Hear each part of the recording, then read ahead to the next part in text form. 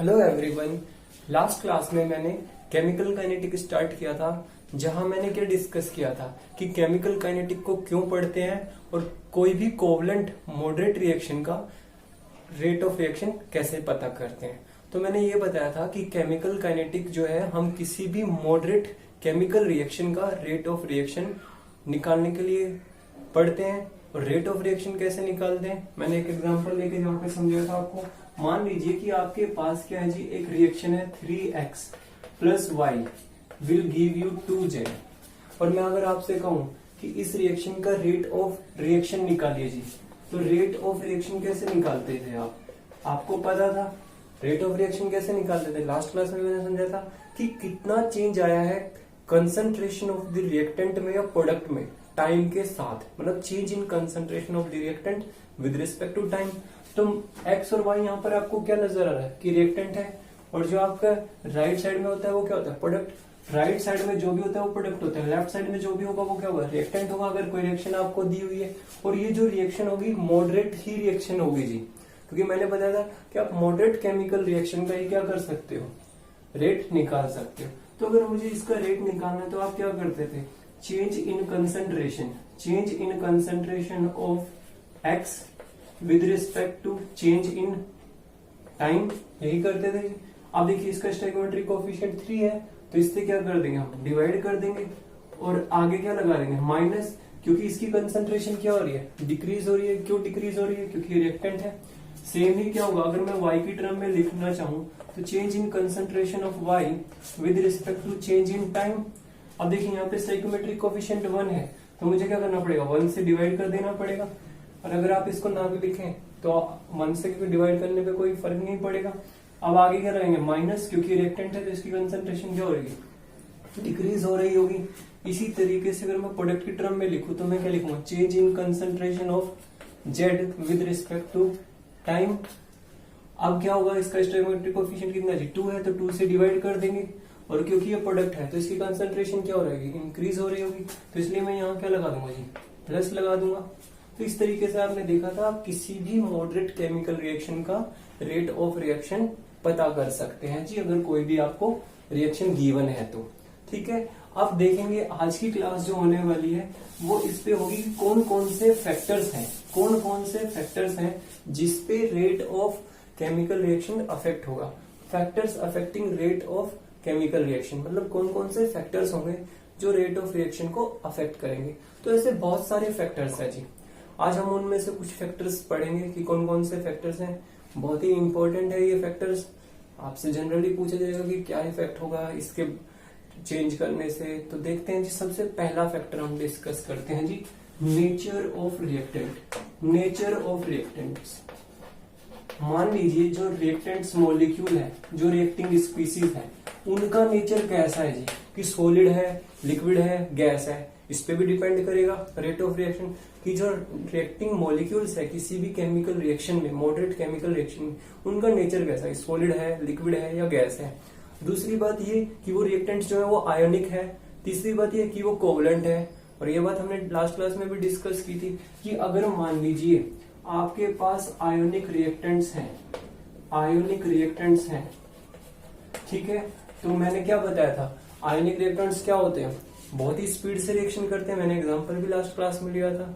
तो वो क्या करते हैं, बहुत ही स्पीड से क्या करते हैं, रिएक्ट करेंगे आयोनिक, क्योंकि इनकी जो फोर्स होती है वो कौन सी होती है, इलेक्ट्रोस्टैटिक फोर्स ऑफ अट्रैक्शन होती है, कूलम्बिक फोर्स से जुड़े होते हैं। तो ये क्या होते हैं, कुछ मिली सेकंड्स में रिएक्शन दे देते हैं, माइक्रो सेकंड्स में। तो इसका जो रेट ऑफ रिएक्शन आपने देखा था जी, क्या होता है, बहुत ही फास्ट होता है। और इनके लिए जनरली हम क्या करते हैं, केमिकल काइनेटिक्स को अप्लाई नहीं कर पाते। फिर क्या बताया था मैंने, मान लीजिए आपके पास अगर कोवलेंट रिएक्टेंट्स हैं, कोवलेंट रिएक्टेंट्स, तो आपको पता है कोवलेंट रिएक्टेंट्स कौन होंगे, जिनमें क्या होगा, बॉन्ड का पहले ब्रेकेज होगा, फिर क्या होगा, नए बॉन्ड फॉर्म होंगे। मतलब पहले कुछ बॉन्ड टूटेंगे, फिर कुछ नए बॉन्ड फॉर्म होंगे। तो यहाँ पर रेट ऑफ रिएक्शन क्या होता था जी, आपने देखा था अमोनिया हैबर प्रोसेस में देखा था आपने, अमोनिया नाइट्रोजन और हाइड्रोजन से रिएक्ट होके कैसे बनाया था। तो वहां पे जो रेट ऑफ रिएक्शन कैसा आया था जी, मॉडरेट। इन्हीं के लिए हम क्या करते हैं जी, इन्हीं के लिए हम केमिकल काइनेटिक पढ़ते हैं, कोवलेंट रिएक्टेंट्स जहां होंगे। तीसरी बात, अगर मान लीजिए इस पे भी डिपेंड करेगा कि नेचर कैसा है, पहला ये कि आयोनिक है या कोवलेंट है या सॉलिड है, लिक्विड है, गैस है। अब आप खुद ही सोचिए कि सॉलिड मॉलिक्यूल जल्दी फास्ट रिएक्ट करेंगे, गैसियस या लिक्विड। ऑब्वियसली जो होमोजीनियस फेसेस में होंगे, मतलब अगर होमोजीनियस रिएक्टेंट्स हैं, होमो का मतलब सेम, जीनियस का मतलब फेस, होमोजीनियस रिएक्टेंट है आपके पास, ठीक है जी, और एक आपके पास हिट्रोजीनियस रिएक्टेंट है, हिट्रोजीनियस रिएक्टेंट है। तो मेरा क्वेश्चन ये है कि इनमें से कौन सा रिएक्टेंट जो है वो फास्ट रिएक्ट करेगा? तो ऑब्वियसली होमोजीनियस रिएक्टेंट करेगा, क्योंकि अगर आप नेचर में भी देखें तो हम जैसे होते हैं तो हम क्या करते हैं, अपनी फ्रीक्वेंसी वाला ही बंदा देखते हैं, उसी से हमारी फ्रीक्वेंसी क्या होती है, मैच होती है। अगर कोई गैसियस रिएक्टेंट है, अगर कोई गैसियस रिएक्टेंट है तो हम क्या कोशिश करेंगे कि गैसियस से ही रिएक्ट करें। तो मतलब क्या होगा, गैस वाले से जल्दी रिएक्ट करेगा, लिक्विड वाले से करेगा, सॉलिड वाले रिएक्टेंट से फास्ट रिएक्शन करेगा। तो होमोजीनियस जो रिएक्टेंट होंगे वो क्या करेंगे, फास्टर रेट ऑफ रिएक्शन देंगे as compare to heterogeneous reactant से। ठीक है जी, तो ये नेचर हो गया कि रिएक्टेंट का कैसा कैसा नेचर होगा, उसके अकॉर्डिंग उसके रेट पे क्या चेंजेस आएगा, क्या फर्क पड़ेगा। तो आपने देखा अगर आयोनिक रिएक्टेंट होगा तो रेट ऑफ रिएक्शन क्या हो जाएगी, फास्ट हो जाएगी। अगर कोवलेंट रिएक्टेंट होगा तो क्या होगा जी, रेट ऑफ रिएक्शन क्या हो जाएगी, मॉडरेट हो जाएगी। और मान लीजिए अगर होमोजीनियस रिएक्टेंट है, होमोजीनियस रिएक्टेंट का मतलब, होमो का मतलब सेम, जीनियस का मतलब फेस, मतलब which are in the same phase, मतलब या तो लिक्विड में ही होंगे या गैस में ही होंगे या सॉलिड में ही होंगे रिएक्टेंट्स। तो होमोजीनियस का मतलब है कि सेम फेज में अगर रिएक्टेंट्स है। तो सबको पता है कि जो गैसेज मॉलिक्यूल है उनकी क्या होती है, टेंडेंसी होती है एस्केप होने की एक जगह से दूसरी जगह। तो ये क्या होंगे, जल्दी कोलाइड होंगे तो क्या होंगे, स्पीड से रिएक्शन देंगे। तो इसका रेट ऑफ रिएक्शन क्या होगा, होमोजीनियस रिएक्टेंट का फास्टर होगा किसके कंपैरिजन में, हेट्रोजीनियस रिएक्टेंट के। तो ये तो बात हो गई हमारी कि रिएक्टेंट्स के नेचर पे कैसे रेट ऑफ रिएक्शन डिपेंड करेगा। दूसरी बात जो है हम किस पे डिस्कस करेंगे जी, पहला फैक्टर आपको समझ आ गया होगा नेचर ऑफ रिएक्टेंट पे। दूसरा फैक्टर जो है जी वो कैटलिस्ट होगा, कि कैटलिस्ट पे कैसे डिपेंड करेगा। ठीक है जी, तो कैटलिस्ट सबसे पहले तो ये बताना चाहिए कैटलिस्ट होता क्या है जी। तो सेकंड फैक्टर जो आपका रहेगा वो रहेगा आपका कैटलिस्ट। देखिए जी, कैटलिस्ट सबसे पहले क्या होता है, ये होता है जी कैटलिस्ट, कोई भी कैटलिस्ट क्या है जी, ये किसी भी केमिकल रिएक्शन के रेट को क्या करता है, इंक्रीज या डिक्रीज करता है। तो कैटलिस्ट क्या होता है, विच स्पीड्स अप या डाउन, दोनों ही कह सकते हैं जी, बढ़ा भी सकता है और घटा भी सकता है। हम बढ़ाने वाले की बात करेंगे इस चैप्टर में। तो कैटलिस्ट क्या होती है, catalyst is a substance which speeds या अप या down the rate of chemical reaction, the rate of chemical reaction.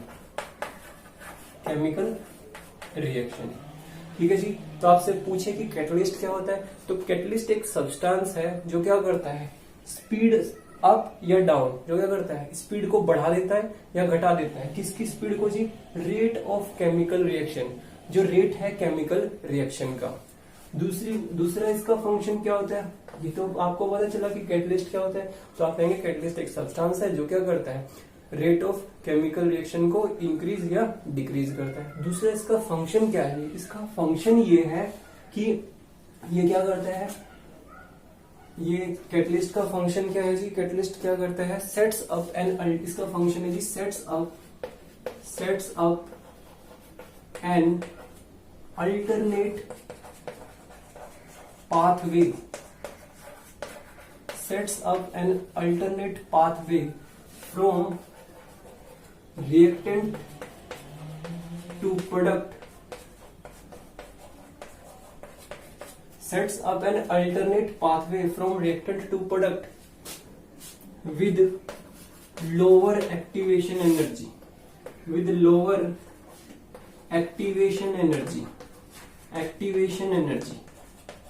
ठीक है जी।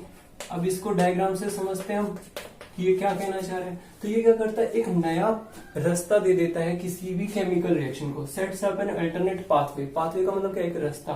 तो एक नया पाथवे प्रोवाइड कर देता है कैटलिस्ट, किसको, from reactant to product with lower activation energy. क्या करता है कैटलिस्ट, एक्टिवेशन एनर्जी को डिक्रीज करके क्या करता है, रिएक्टेंट से जो प्रोडक्ट में कन्वर्ट हो रहा है उसके कन्वर्जन को क्या कर देता है, उसकी एनर्जी को घटा देता है। मतलब अगर आप डायग्रामेटिकली से समझिए, मैं क्या कहना चाह रहा हूं, मान लीजिए आपके पास ये एक रिएक्शन है यहाँ पर, ठीक है जी, ये यहाँ पर आपके पास एनर्जी है, ठीक है जी, ये एनर्जी है, और ये आपके पास क्या है जी, टेम्परेचर है, ठीक है, ये टेम्परेचर है।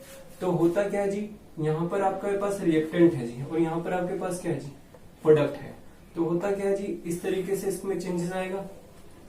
ये क्या है जी, आपका यहाँ पर रिएक्टेंट है, ये यहाँ पर क्या है जी, प्रोडक्ट है, ठीक है जी। अब होता क्या है इसमें, रिएक्टेंट में और प्रोडक्ट में, ये एनर्जी है, ये टेम्परेचर है, ये एनर्जी है, इधर इधर की तरफ एनर्जी बढ़ रहा है, इधर की तरफ टेम्परेचर बढ़ रहा है। तो रिएक्टेंट क्या होता है जी, प्रोडक्ट में चेंज हो रहा होता है ऐसे। तो जो यहाँ से लेके यहाँ तक की जो एनर्जी आपको नजर आ रही है, यहाँ से लेके यहाँ तक की जो एनर्जी है, वो क्या थी जी, अभी एक्टिवेशन एनर्जी है जी। क्योंकि रिएक्टेंट को प्रोडक्ट में चेंज होने के लिए कुछ ना कुछ किसकी जरूरत पड़ेगी, कुछ ना कुछ एक्टिवेशन एनर्जी की जरूरत पड़ेगी, मतलब मिनिमम एनर्जी। पहले तो समझिए एक्टिवेशन एनर्जी है क्या जी, जब रिएक्टेंट प्रोडक्ट में कन्वर्ट होगा तो क्या होगा, रिएक्टेंट को कुछ ना कुछ एनर्जी चाहिएगी प्रोडक्ट में कन्वर्ट होने के लिए। जो कम से कम एनर्जी चाहिए है रिएक्टिंग मॉलिक्यूल्स को रिएक्ट करके प्रोडक्ट में कन्वर्ट हुए, वही क्या होती है जी, एक्टिवेशन एनर्जी। तो मतलब क्या, किसी भी रिएक्टेंट को कम से कम इतनी एनर्जी चाहिए प्रोडक्ट में जाने के लिए। अगर मान लीजिए ये यहाँ तक ही हुई एनर्जी, तो ये प्रोडक्ट में चेंज नहीं होगा। तो अगर मैं एक्टिवेशन एनर्जी कहूँ तो क्या जी, the minimum energy required to cross the barrier, इस बैरियर को कुछ मतलब ट्रांसफर करने के लिए जो एनर्जी चाहिए वही क्या जी, एक्टिवेशन एनर्जी। अब करता क्या है, कैटलिस्ट का फंक्शन क्या है जी, अब मान लीजिए रिएक्टेंट प्रोडक्ट में ऐसे चेंज हो रहे हैं, तो ये क्या करेगा जी, ये इस तरीके से करेगा, कुछ इस तरीके से इसमें लोअर कर देगा इसकी एनर्जी को, एक्टिवेशन एनर्जी को, और ऐसे चेंज हो जाएगा। मतलब क्या, जो एक्टिवेशन एनर्जी पहले यहाँ से यहाँ तक थी, अब वो एक्टिवेशन एनर्जी कितनी हो जाएगी, इतनी रह जाएगी जी, ठीक है जी। ये एक्टिवेशन एनर्जी आ गया, ठीक है। तो जो ये एनर्जी है, ये किसकी बात हम जो कर रहे हैं, जनरली हम एक्टिवेशन एनर्जी की बात कर रहे हैं यहाँ पर। जो ये है वो कौन सी एनर्जी है जी, एक्टिवेशन एनर्जी है जी, ठीक है जी। इसको मैं E A से रिप्रेजेंट करता हूँ, टेम्परेचर को मैं T से रिप्रेजेंट करता हूँ, ठीक है जी। अब देखिए ये क्या था जी, ये यहाँ पे अगर आप देखो तो ये क्या था यहाँ पर, तो ये जो ये रिएक्टेंट प्रोडक्ट में कन्वर्ट हो रहे थे, ये क्या था, विदाउट कैटलिस्ट था, without catalyst, without catalyst, catalyst की प्रेजेंस नहीं है, तब ये रिएक्शन हो रही थी, रिएक्टेंट प्रोडक्ट में चेंज हो रहा। और ये क्या है जी, अगर आप यहाँ पर देखें, अगर आप यहाँ पर देखें तो ये क्या है, विद कैटलिस्ट, कैटलिस्ट के साथ क्या हुआ है, विद कैटलिस्ट, विद कैटलिस्ट, ये कैटलिस्ट के साथ हुआ। अगर आप देखें तो कैटलिस्ट के साथ क्या हुआ है, जो रिएक्टेंट से प्रोडक्ट में कन्वर्जन हो रहा था उसकी एक्टिवेशन एनर्जी में क्या हो गया, कम हो गया, और इसने क्या किया, एक नया पाथवे ले लिया। मतलब पहले क्या हो रहा था, रिएक्टेंट प्रोडक्ट में ऐसे चेंज हो रहा था, अब इसने क्या किया, थोड़ा सा टनल बना लिया, मतलब एक पहाड़ी की तरीके से क्या हो रहा था, एक माउंटेन की तरह रिएक्टेंट प्रोडक्ट में कन्वर्ट हो रहा था। अब क्या था, रिएक्टेंट ने टनल ही बना लिया, टनल बना लिया पहाड़ के अंदर ही, और क्या कर लिया, एनर्जी को डिक्रीज कर दिया विद कैटलिस्ट। तो मतलब अगर मैं क्या कहूँ, कैटलिस्ट जो है तो वो क्या है, कैटलिस्ट का फंक्शन क्या है, तो आप ये कहोगे कि ये एक नया पाथवे सेटअप करता है, किसके लिए, फ्रॉम रिएक्टेंट टू प्रोडक्ट, मतलब जो रिएक्टेंट में जो प्रोडक्ट में कन्वर्ट हो रहा है उसके लिए क्या करता है, एक अल्टरनेट पाथवे दे देता है। कैसे, bye lowering the activation energy, activation energy को डिक्रीज करके। तो आइए एक एग्जांपल भी ले लेते हैं इसका। एक एग्जांपल से अगर मैं आपको समझाना चाहूँ तो एक एग्जांपल है जी, contact process. Contact process, contact process में क्या होता है जी, सल्फर ट्राइऑक्साइड फॉर्म होता है। तो होता क्या जी, सल्फर डाइऑक्साइड जो है वो क्या करता है, ऑक्सीजन के साथ रिएक्ट करेगा जी, ऑक्सीजन के साथ रिएक्ट करेगा और क्या बनाएगा जी, सल्फर ट्राइऑक्साइड फॉर्म कर लेगा जी, गैसेज में ही रहेंगे। तो ऐसा देखा गया, जब मैंने इस रिएक्शन में जब सल्फर डाइऑक्साइड ऑक्सीजन के साथ रिएक्ट किया तो सल्फर ट्राइऑक्साइड बन गया जी, ठीक है जी, वो आप इसको बैलेंस कर लेंगे। तो जब मैंने यहाँ पर ये जो कैटलिस्ट है नाइट्रस ऑक्साइड, जब इस कैटलिस्ट को डाला इस रिएक्शन में, तो ऐसा देखा गया कि जो रेट ऑफ रिएक्शन था जब एक्सपेरिमेंट पे देखा गया, तो वो किसकी कंसंट्रेशन पे डिपेंड कर रहा था जी, डायरेक्टली डिपेंड कर रहा था नाइट्रस ऑक्साइड की कंसंट्रेशन पे। और ये यहाँ पर क्या है जी, ये कैटलिस्ट है यहाँ पर, ये कैटलिस्ट था। मतलब क्या हो रहा था, जो ये रिएक्शन आपको मैंने दिखाई है कॉन्टेक्ट प्रोसेस, इसमें क्या होता है, इसकी कंसंट्रेशन डायरेक्टली किस पे डिपेंड करेगी, कि इसकी कंसंट्रेशन आप जितना ज्यादा इंक्रीज करोगे। तो मतलब क्या था कि कैटलिस्ट का भी इफेक्ट था जी एक तरीके से। तो कैटलिस्ट की कंसंट्रेशन पे भी क्या है जी, रेट ऑफ रिएक्शन डिपेंड करता है। और ये कैसे मिला, ये एक्सपेरिमेंटली पता चला जी, ऐसा एक्सपेरिमेंटली पता चला ऐसा कि जो कैटलिस्ट है उसकी कंसंट्रेशन पे डिपेंड कर रहा है जी रेट ऑफ रिएक्शन। तो इस तरीके से हम कह सकते हैं कि कैटलिस्ट पे भी क्या करता है, डिपेंड करता है जी रेट ऑफ रिएक्शन। ठीक है जी, अब तीसरा फैक्टर लेंगे, ये होपफुली आपको बहुत अच्छे से समझ आया होगा कि कैटलिस्ट। तो अगर आपसे पूछे सबसे पहले कि कैटलिस्ट क्या है, तो आप क्या करेंगे, एक कैटलिस्ट एक सब्सटेंस है जो क्या करता है, जो स्पीड्स कर देता है, स्पीड्स अप या down the rate of chemical reaction. दूसरा फंक्शन क्या है इसका, इसका फंक्शन ये होता है, ये अल्टरनेट पाथवे दे देता है रिएक्टेंट टू प्रोडक्ट को। कैसे, bye lowering the activation energy.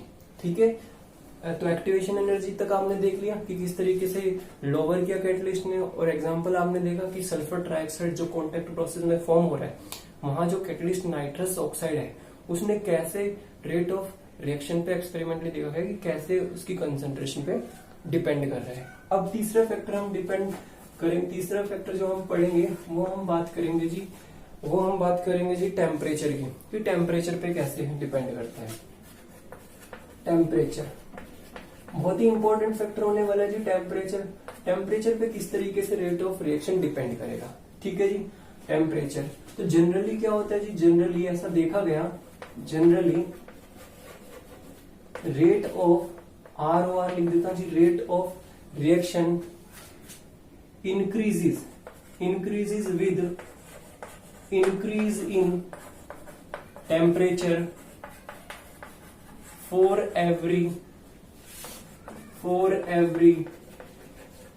10 degree rise in temperature। ठीक है जी, क्या देखा गया, generally rate of reaction increases with increase in temperature for every 10 degree rise in temperature. ऐसा देखा गया जनरली, मोस्टली ऐसा देखा गया कि जो रेट ऑफ केमिकल रिएक्शन है वो क्या था, बढ़ता है किसके साथ, टेम्परेचर के साथ। For every 10 degree rise in, her 10 degree Celsius बढ़ने पे क्या होता है, रेट ऑफ रिएक्शन क्या होता है, बढ़ता है टेम्परेचर के साथ। Rate of reaction increases 2 to 3 times for every 10 degree rise, every 10 degree Celsius rise in temperature. और जो रेट ऑफ रिएक्शन था वो क्या देखा गया, बढ़ता है 2 से 3 गुना टाइम्स। ठीक है, for every 10 degree rise in temperature. ठीक है जी, इसके साथ क्या होता है, तो ऐसा देखा गया कि रेट ऑफ रिएक्शन जो था जनरली क्या होता है, मोस्टली क्या होता है कि बढ़ता है जी टेम्परेचर के बढ़ाने से। हर 10 डिग्री सेल्सियस के साथ क्या हो रहा था, 2 से 3 टाइम्स क्या हो जा रहा था, rate of chemical reaction increase हो जा रहा था। और इसी को ही क्या बोलते हैं, जब हर 10 डिग्री सेल्सियस के बढ़ाने पे रेट ऑफ रिएक्शन 2 से 3 टाइम बढ़ गया, उसी को हम क्या कहते हैं जी, टेम्परेचर कोफिशिएंट। इसी को हम क्या कहते हैं जी, टेम्परेचर कोफिशिएंट भी कहते हैं, टेम्परेचर कोफिशिएंट। ठीक है जी, हर 10 डिग्री सेल्सियस के बढ़ाने पे रेट ऑफ रिएक्शन 2 से 3 टाइम्स बढ़ गया, उसी को हम क्या कहते हैं, टेम्परेचर कोफिशिएंट। इसको हम अलग से पढ़ेंगे, यहीं पे हम अरेनियस इक्वेशन जो है पूरा एक अलग टॉपिक पढ़ेंगे जी। ठीक है जी, इसकी बात डिस्कशन बाद में होगा, अरेनियस इक्वेशन इनकी बात बाद में होगी, क्योंकि अभी हम सिर्फ क्या करें, फैक्टर्स पढ़ रहे हैं। तो आपने देखा टेम्परेचर के साथ क्या होता है, हर 10 डिग्री सेल्सियस के साथ क्या होता है, रेट ऑफ केमिकल रिएक्शन क्या होता है, 2 से 3 टाइम गुना बढ़ जाता है जी। ठीक है, इतनी बात क्लियर है आपको। अब क्या करेंगे, एक नया फैक्टर ले आएंगे। फोर्थ फैक्टर जो है आपका क्या रहेगा, फोर्थ फैक्टर जो है आपका रहेगा जी कंसंट्रेशन ऑफ रिएक्टेंट या प्रोडक्ट। चौथा फैक्टर जो आपका रहेगा वो रहेगा जी कंसंट्रेशन ऑफ रिएक्टेंट्स या प्रोडक्ट। ठीक है जी, पहला फैक्टर हमने क्या पढ़ा था, नेचर ऑफ रिएक्टेंट। दूसरा फैक्टर कैटलिस्ट, तीसरा फैक्टर टेम्परेचर, और चौथा फैक्टर कि कंसंट्रेशन ऑफ रिएक्टेंट और प्रोडक्ट पे कैसे डिपेंड करता है जी रेट ऑफ रिएक्शन। ठीक है जी। तो जनरली क्या होता है जी, रेट ऑफ रिएक्शन क्या होता है, increases with increase in concentration of reactants. ठीक है, होता क्या है जी, रेट ऑफ केमिकल रिएक्शन क्या होता है, जनरली क्या होता है, इंक्रीज होता है। किसके इंक्रीज करने में, कंसंट्रेशन ऑफ रिएक्टेंट के इंक्रीज करने पे। मतलब क्या है, कंसंट्रेशन ऑफ रिएक्टेंट को जब आप इंक्रीज करोगे तो रेट ऑफ रिएक्शन भी क्या होता है, इंक्रीज होता है। पर जनरली होता है, ऑलवेज नहीं होता। ठीक है जी, ऑलवेज नहीं कह रहा मैं, जनरली होता है, मोस्टली होता है, मतलब 90% ऐसा होता है, 10% टाइम और कुछ भी हो सकता है। ठीक है जी, तो जनरली कहा है मैंने, ऑलवेज नहीं लिखा मैंने। तो रेट ऑफ रिएक्शन जो होगा क्या होगा, इंक्रीज होता है जी, कंसंट्रेशन ऑफ रिएक्टेंट के साथ मोस्टली इंक्रीज होता है। दूसरी बात कि रेट ऑफ रिएक्शन जो है जी, rate of reaction decreases also decreases with increase in temperature, sorry concentration of reactants. पहले मैंने क्या कहा कि कंसंट्रेशन ऑफ द रिएक्टेंट के बढ़ाने से क्या होता है, रेट ऑफ रिएक्शन भी क्या होता है, इंक्रीज होता है, पर जनरली होता है, हमेशा नहीं होता। दूसरा क्या कह रहा हूं, रेट ऑफ रिएक्शन क्या होता है, डिक्रीज भी होता है कंसंट्रेशन ऑफ रिएक्टेंट के बढ़ाने से। तीसरा बात क्या कह रहा हूं, rate of reaction remains unaffected. ऐसा भी हो सकता है कि कोई इफेक्ट ही ना पड़े, remains unaffected with the increase in concentration of reactants। ऐसा भी हो सकता है कि रेट ऑफ रिएक्शन पे कोई फर्क ही ना पड़े कंसंट्रेशन ऑफ रिएक्टेंट के बढ़ाने से। मतलब तीन बातें हैं, अगर आप कंसंट्रेशन ऑफ रिएक्टेंट को बढ़ाओगे तो रेट ऑफ रिएक्शन बढ़ भी सकता है, घट भी सकता है, और कोई भी फर्क नहीं पड़ेगा। इनमें यही बात लिखी है। चौथा यह बात है जी, rate of reaction also depends on the concentration of product। जो राइट साइड में आपके प्रोडक्ट बने हैं, जब कोई मॉडरेट केमिकल रिएक्शन हो रही है तो rate of reaction also depends on the concentration of product पे भी डिपेंड करता है जी। ऐसा एनसीईआरटी में कहीं नहीं लिखा है, पर प्रोडक्ट पे भी डिपेंड करता है जी। और लास्ट बात जो जी, रेट ऑफ रिएक्शन हाँ जी, लास्ट बात जो है जी, रेट ऑफ रिएक्शन में डिपेंड ऑन वन और ऑल और none of the concentration of reactant. Last point में जो मैंने बात लिखी है, इसमें मैंने ये लिखा है कि जो रेट ऑफ रिएक्शन होगा वो डिपेंड कर सकता है किसी एक कंसंट्रेशन ऑफ रिएक्टेंट पे, या सभी कंसंट्रेशन ऑफ रिएक्टेंट पे, या none of the concentration of the reactant.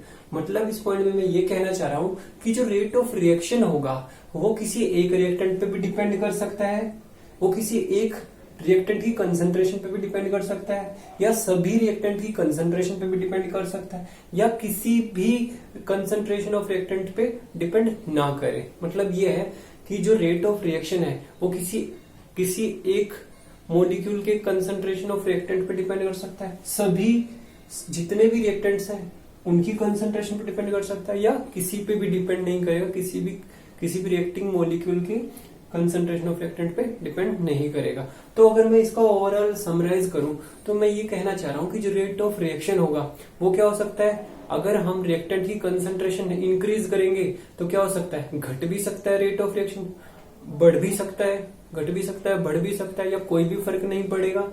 और कंसंट्रेशन ऑफ प्रोडक्ट पे भी डिपेंड करता है रेट ऑफ रिएक्शन, और या किसी एक कंसंट्रेशन ऑफ रिएक्टेंट पे डिपेंड करे, या सभी पे करे, या किसी पे भी ना करे, कंसंट्रेशन ऑफ रिएक्टेंट पे डिपेंड रेट ऑफ रिएक्शन। तो होपफुली आपको ये फैक्टर समझ आया होगा। अगर आपको ये अच्छा लगा है तो हम नेक्स्ट क्लास में रेट लॉ पढ़ेंगे कि रेट लॉ क्या है, वहीं पे हम थोड़ा बहुत ऑर्डर ऑफ रिएक्शन क्या होता है उसको समझेंगे। तो मेरी जो नेक्स्ट क्लास है वो रेट लॉ पे रहने वाली, कि रेट लॉ को समझेंगे कि क्या है रेट लॉ, किस लिए रेट लॉ पढ़ना है जी। ठीक है, तो वहां पे डिस्कस करेंगे ये सब।